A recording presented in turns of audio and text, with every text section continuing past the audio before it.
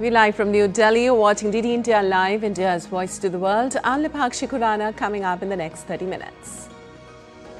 All eyes set on high-stake meeting between US President Trump and Chinese counterpart Xi Jinping in South Korea. Tariffs, rare earth controls to top the agenda.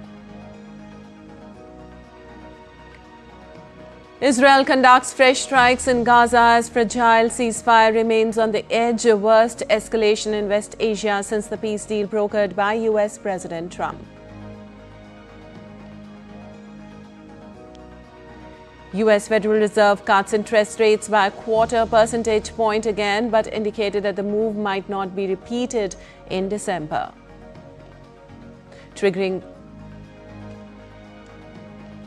Hurricane Melissa leaves a trail of death and destruction in the Caribbean, isolating hundreds, at least 30 killed.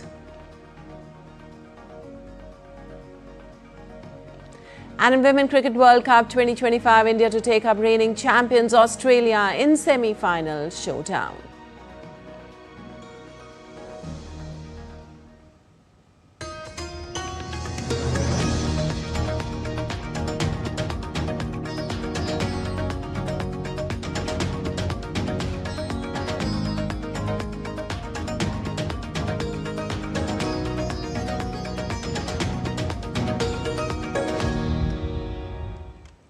And on to the details now. All eyes are set on the meeting of US President Donald Trump and Chinese leader Xi Jinping in South Korea on the sidelines of an Asia-Pacific Economic Cooperation APEC.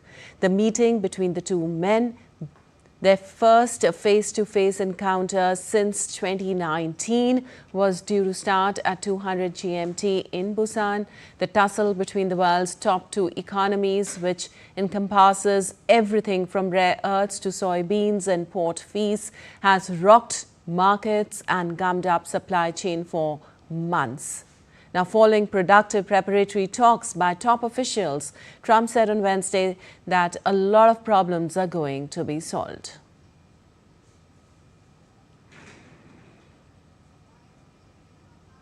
President Xi of China is coming here, and we're going to be, I hope, making a deal. I think we're going to have a deal. I think it'll be a good deal for both.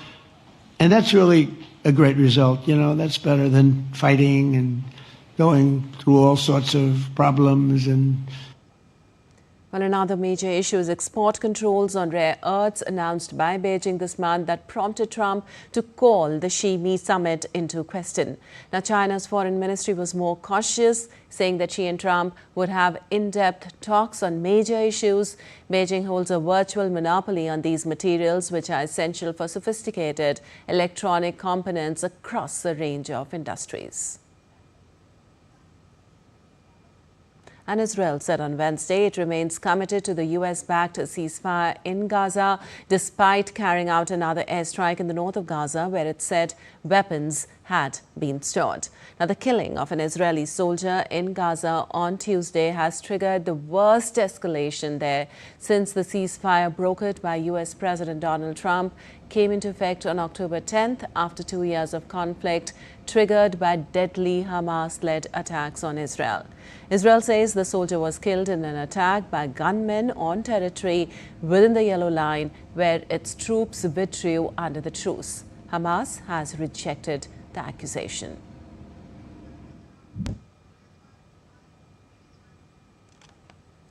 Israel described Wednesday's attack as a targeted strike near Beit Lahia in the north of the Strip. It named 24 targets, including one it described as a Hamas commander who took part in an attack on a kibbutz during the October 7, 2023. Now, the latest flare-up has underscored the stumbling blocks to a lasting peace. Key questions of Hamas disarming, further Israeli troop pullbacks, and future governance of Gaza remain unresolved. An Israeli Prime Minister visited a military facility in southern Israel on Wednesday, where US troops are monitoring the truce. Benjamin Netanyahu said it remains committed to the US-backed ceasefire in Gaza, in which disarming of Hamas and demilitarizing Gaza is ultimately achieved. We want to ensure that the goal President Trump and we agreed on of disarming Hamas and demilitarizing Gaza is ultimately achieved, and we are working on this in stages, together with other components of the plan. I believe that with cooperation, we have already done things that have amazed the world, both in Iran and in the release of our hostages alive, which no one believed we would succeed in. Well, the Dutch voters seem to have rejected far-right leader Geert Wilders, favouring the centrist D66 party, whose lead in exit polls sparked celebrations in The Hague on Wednesday.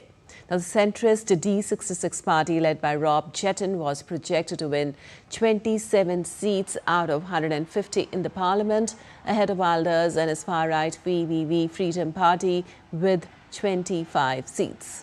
Now, if confirmed, the result would put 38-year-old Jetten in pole position to become the country's youngest and first openly gay prime minister, subject to coalition talks.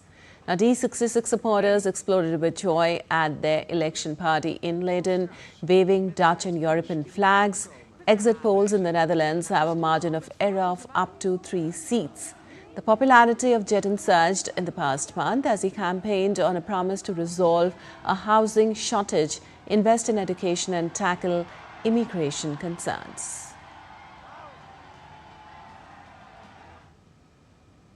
Where residents rode motorcycles to Rio de Janeiro's government palace demanding justice after the death toll rose to at least 119 on a police operation that became the deadliest in Brazil's history.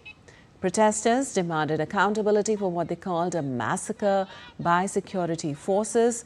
Protesters accused authorities of excessive use of force and called for justice for the victims of the deadly raid. The fierce clashes erupted when about 2,500 heavily armed officers took part in the operation targeting Brazil's main drug trafficking gang in northern Rio. The Tuesday operation killed at least 119 people, including 4 officers. Rio governor called it an retaliation act and claimed it wasn't intentional.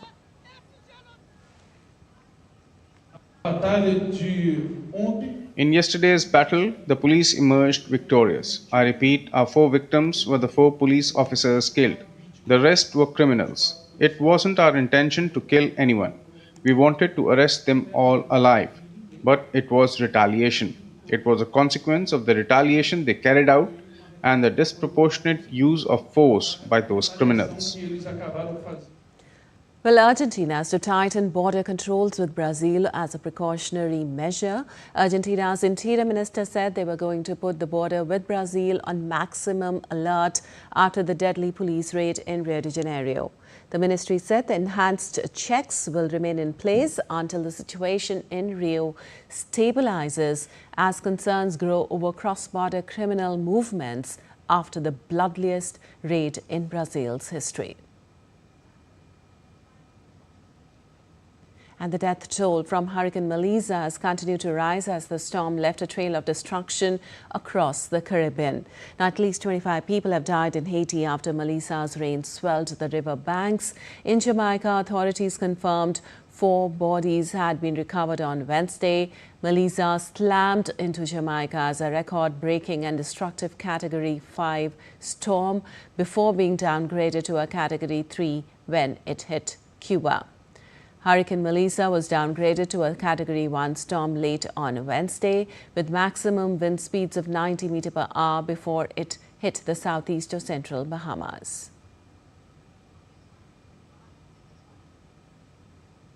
Disaster assistance response team personnel from across the U.S. were on their way to Jamaica, the Bahamas and the Dominican Republic, where they will also attend to issue in neighboring Haiti. Jamaican officials said buildings on the island had suffered structural damage and power outages continue to be widespread. Airports were set to reopen on Thursday for emergency relief flights after damage there was said to be superficial.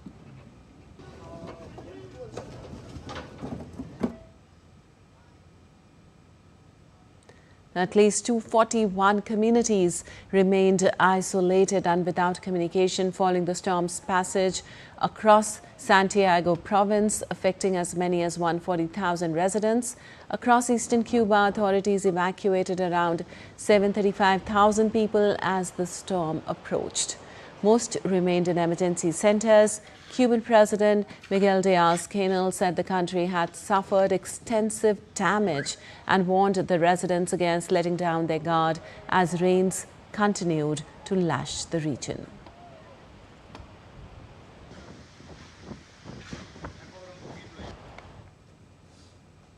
And India and China held the 23rd round of Corps Commander level meeting at the Chunsul-Moldo border meeting point last week, with both the sides emphasizing ongoing stability in the border areas and reviewing mechanisms for future cooperation. Our next report brings you more.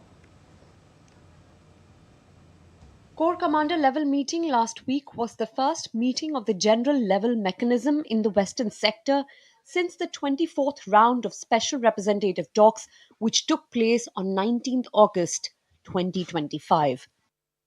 The discussions were described as friendly and cordial, reflecting the positive working atmosphere. Both delegations noted continued progress since the 22nd round of Corps Commander level meetings held in October last year, sharing the view that peace and tranquility have been maintained in the border regions.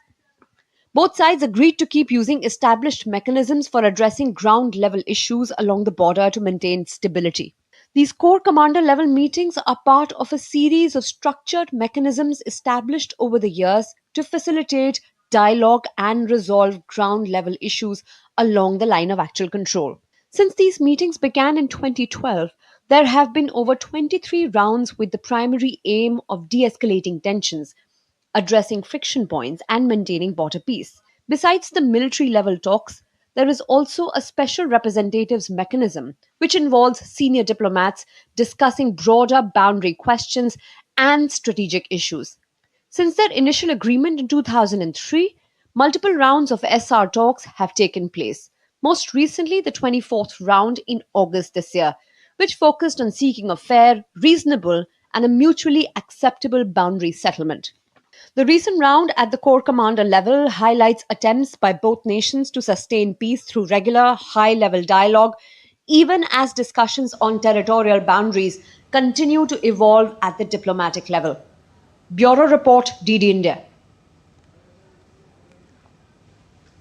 And in view of the upcoming 5-day-long Tihar festival in Nepal that started from October 19th, many districts of Nepal have prohibited import of artificial flowers and encouraged the public to buy local, fresh flowers for decoration during the festival. The Kathmandu metropolitan city has banned a supply of imported flowers and flower products within the city and plans to confiscate flowers if they are found to be imported. The move aims to encourage local flowers marketing for Tihar. Meanwhile, the Hitoda sub-metropolitan city has imposed a complete ban on the production, sale and distribution of plastic bouquets, flowers and garlands.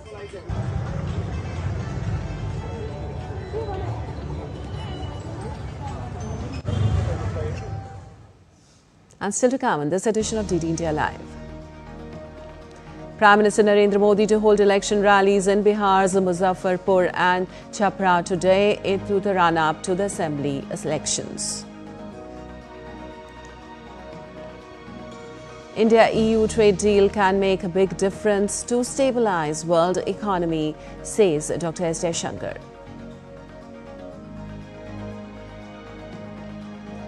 And Rajasthan's Pushkar Mela comes alive, host India's largest livestock fair.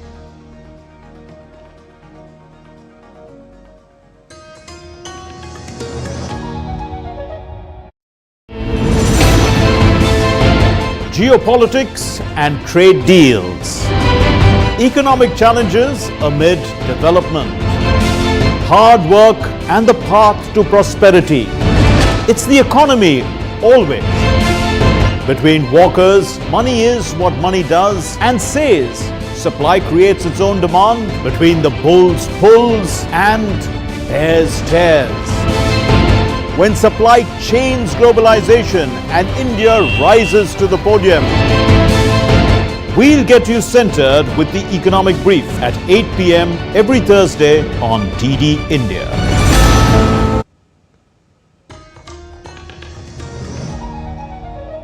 Welcome back. You're watching DD India Live. I'm Lipakshi Khurana. And moving on, Prime Minister Narendra Modi will hold election rallies in Bihar's Muzaffarpur and Chapra today in the run-up to the assembly elections. Taking to social media, Prime Minister exuded confidence that the voters will ensure a grand victory of the BJP NDA. He said, and I quote, "I'm confident that in the assembly elections, my brothers and sisters of the state will once again herald a grand victory." The Prime Minister said. Prime Minister Modi also kicked off the NDA campaign for the upcoming Bihar Assembly elections by addressing rallies in Samastipur and Begusarai on October 24th. Now, the Assembly elections will be held in two phases on November 6th and 11th. The results will be declared on the 14th of November.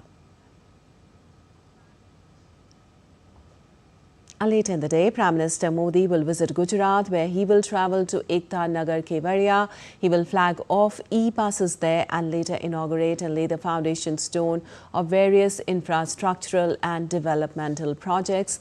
These projects aim to enhance the tourist experience, improve accessibility and support sustainability initiatives in the area. With a total investment of over 1,140 crore rupees, the projects reflect the government's vision of promoting ecotourism, green mobility, smart infrastructure and tribal development in the region surrounding the world's tallest statue. Now, during the program, Prime Minister will also release a special commemorative coin of 150 rupees denomination and stamp marking the 150th birth anniversary of Sardar Patel. And External Affairs Minister Dr. S. Jaishankar highlighted that an early conclusion of the proposed India-European Union free trade agreement could play a crucial role in stabilizing the global economy and strengthening the democratic forces.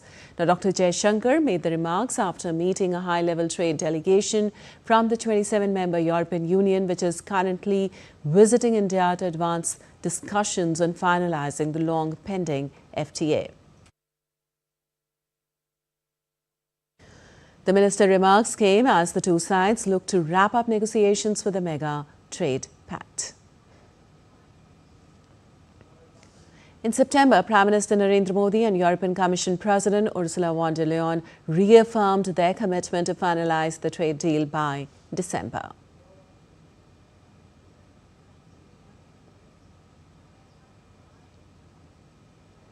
Well, the European Union is India's biggest trade partner, with bilateral trade in goods recording $135 billion in the financial year 2023-24.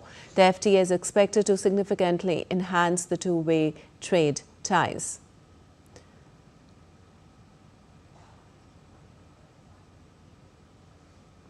Well, India and the European Union concluded the 14th round of FTA negotiations in Brussels on the 10th of October. And a multi-party Indian parliamentarian delegation is currently in New York representing the country's stance at the United Nations General Assembly on the various issues. BJP MP Daggubati Purandeswari delivered India's national statement at the UNGA plenary on the report of the International Atomic Energy Agency on Wednesday. She underscored India's strong support for the agency's pivotal role in facilitating the peaceful, safe and secure applications of nuclear science and technology. She also highlighted India's progress in nuclear power and research, including the indigenous CAR T-cell therapy, in improving access to affordable cancer treatment. As a responsible nuclear power with advanced technology, India remains committed to expand peaceful applications of nuclear technology, both in power and non-power sector, while ensuring the security of nuclear and radiological materials. India has a robust nuclear safety culture and an impeccable safety record. India will continue to support the agency in its efforts to provide a robust, sustainable and visible global nuclear safety and security framework. Well, Symphony of the Indo-German Friendship echoed at the historic India Gate in Delhi on Wednesday evening. In a spectacular show, 51 musicians from the Mountain Band of the German Armed Forces, along with 48 from the Indian Air Force, enthralled the audience with military pride and discipline. The show ended with Sare Jahan Se Acha.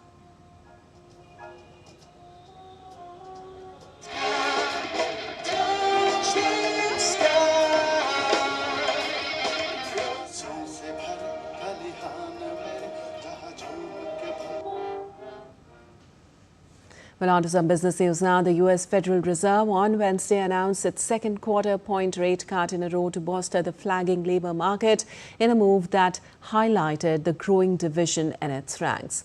Now, policymakers voted 10-2 in favor of lowering the bank's key lending rate to between 3.75% and 4%. Opposed to the action were Fed Governor Stephen Miran, who backed a bigger half-point cut, and Kansas City Fed President Jeff Schmidt, who preferred no change to the target range for the federal funds rate at this meeting.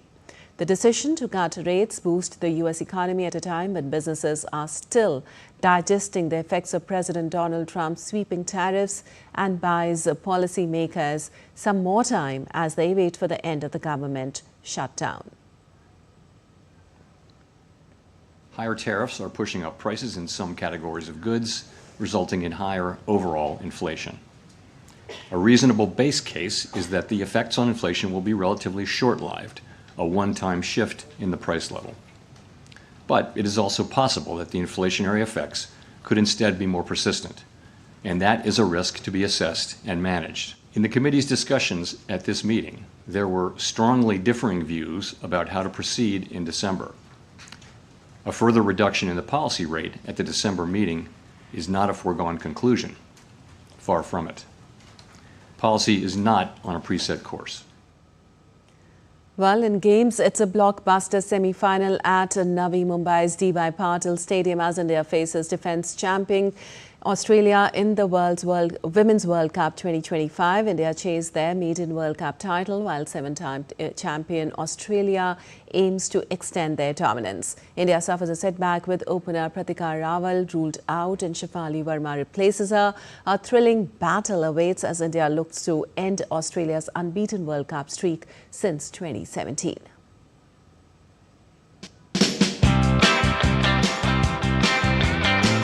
The second semi-final of the Women's Cricket World Cup will be played on Thursday at the D.Y. Patil Stadium in Navi Mumbai, where host India face defending champions Australia. India have never lifted the World Cup title so far.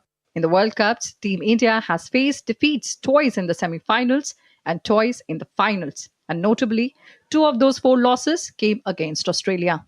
Looking at their head-to-head record in World Cup knockout matches, the 2 teams have met 3 times, with Australia winning twice and India once.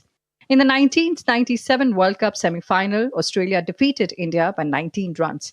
In the 2005 World Cup final, Australia beat India by 98 runs. And in the 2017 World Cup semi-final, India defeated Australia by 36 runs. Since that semi-final loss in 2017, Australia have not lost a single World Cup match. Overall, in women's ODIs, India and Australia have faced each other 60 times, with Australia winning 49 and India winning 11. Ahead of the semi-final, Team India suffered a major setback as in-form opener Pratika Rawal has been ruled out of the tournament due to injury. Shefali Verma has been included as her replacement. The opening pair of Smriti Mandhana and Pratika Rawal had been an excellent touch lately. So testing a new opening combination in a crucial semi-final will be a challenge for India. मुझे दो दिन पहले पता लगा जब मैं अपनी Haryana team के साथ थी. Absolutely what happened with Pratika. As a sports person देख के अच्छा नहीं लगता है and कोई नहीं चाहता किसी भी sports person को ऐसी इंजरी हो. But भगवान ने मुझे कुछ ना कुछ अच्छा करने के लिए यहाँ भेजा है and absolutely पापा फैमिली सभी बहुत खुश हुए एंड रियली हैप्पी कि आई हूँ टीम में और ये बहुत अच्छा मौका मेरे लिए. अगर मैं खेलती हूँ तो मैं अपना बेस्ट दूंगी. On the other hand, Australian captain Alyssa Haley returns to the side after missing 2 matches due to injury. In the previous game, Alana King made history by taking 7 wickets for just 18 runs, registering the best ever bowling figures in Women's World Cup history. We expect a tough contest, there's no doubt about that. I think every time we've played here, it's been a tough contest. It's obviously really good conditions and there's going to be, by all accounts, a massive crowd. And you know, I know that India are a really strong batting order. They throw everything at us, so we certainly need to make sure that we're ready for them and they bat with a lot of depth. When the two teams met earlier in the group stage of this World Cup, India had set a massive target of 331 runs, but Australia chased it down successfully, setting a new world record for the highest successful chase in Women's World Cup history. Australia is 7 times world champion and unbeaten in the last 15 World Cup matches. The last team to defeat Australia in ICC knockout stage was India, and it's expected that India will repeat the feat in front of their home crowd and make it to the finals of their home World Cup. With camera person Ashish Sharma, this is Suchitra reporting for DD India in Navi Mumbai. Rajasthan's Pushkar Mela comes alive with horses, camels and cows worth crores. The renowned annual livestock fair and cultural event is providing free veterinary care, educating animal owners and improving conditions for the tens of thousands of working animals at the fair. The focus this time is on equine and camel welfare drive.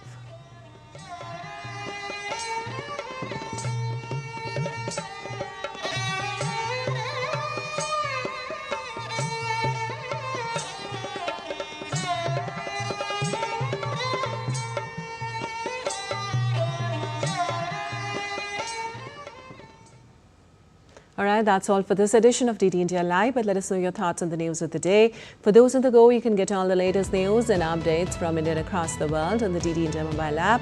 The app is available in both Android and iOS platforms. Scan the QR code on the screen to download now. We'll be back with more news as it breaks here on DD India. I'm Lipakshi Khurana from all of us here in Delhi. Thanks for watching DD India Live.